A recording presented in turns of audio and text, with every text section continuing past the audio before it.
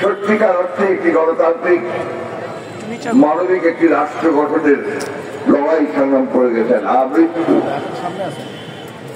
মরণাবস্থায় ছিল সম্ভবত এই বলছে সেই জন্য একমাত্র নেতা যে কখনো সংগ্রামে জড়িয়ে কখনো ক্ষমতায় যাননি।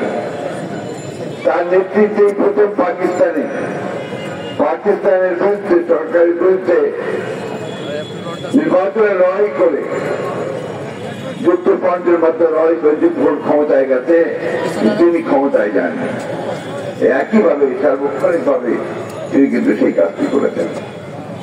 আমি বড় সম্পর্কে এই জন্য আজকে একটু দুটো কথা বড় লোক সম্পর্ক করতে পারছি না, যে মানুষদের সম্পর্কে আরো বেশি করে জোরে জোরে কথা বলা দরকার।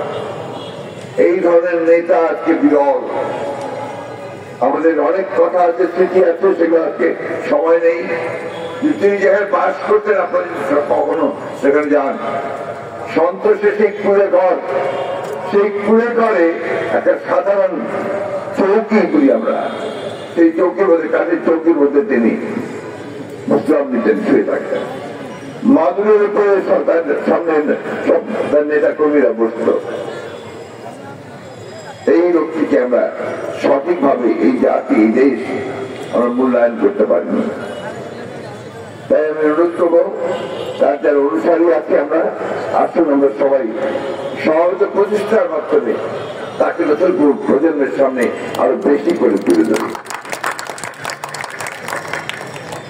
একটা বিশাল সংগ্রাম, একটা অভাবনীয় একটা ছাত্রের মতো উত্থানের মধ্যে দিয়ে বাংলাদেশের মানুষ আমরা এখন একটু দম করে বিশ্বাস নিচ্ছি।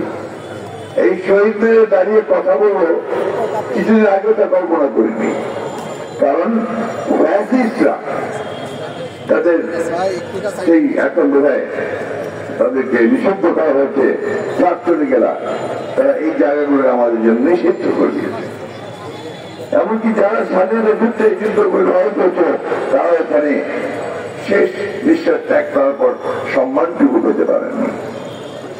সেই ভয়াবহ দানবী একটা ফ্যাসিস্ট শক্তিকে এই ছাত্র জনতার অভ্যুত্থানের মধ্য দিয়ে তাদের অবসান ঘটানো হয়েছে।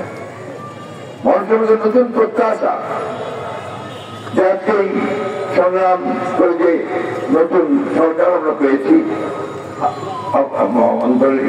ইন্টারিম গভর্নমেন্ট, অন্তর্বর্তীকালীন সরকার, ওই সরকার যাদের হাতে আমরা দিয়েছি তারা সবাই অত্যন্ত যোগ্য মানুষ। দেশে সবাই সমাদৃত, বিদেশে সমাদৃত প্রফেসর ডক্টর আমাদের ইউনূস সাহেব, তার হাতে আমরা রাষ্ট্র পরিচালনার দায়িত্ব দিয়েছি। একটাই কথা, যে এই সময়ের মধ্যে যত দ্রুত সম্ভব, অনেক জঞ্জাল, অনেক আবর্জনা, একদিনে দুই দিনে থেকে সরানো সম্ভব নয়। তারপর যত দ্রুত সম্ভব একটা নির্বাচন, যে কথাটা কিছু আগে মান্না সাহেব বললেন, একটা নির্বাচন দিয়ে তার দায়িত্ব তিনি পালন করবেন। কেন কত নির্বাচনের কথা বলছি?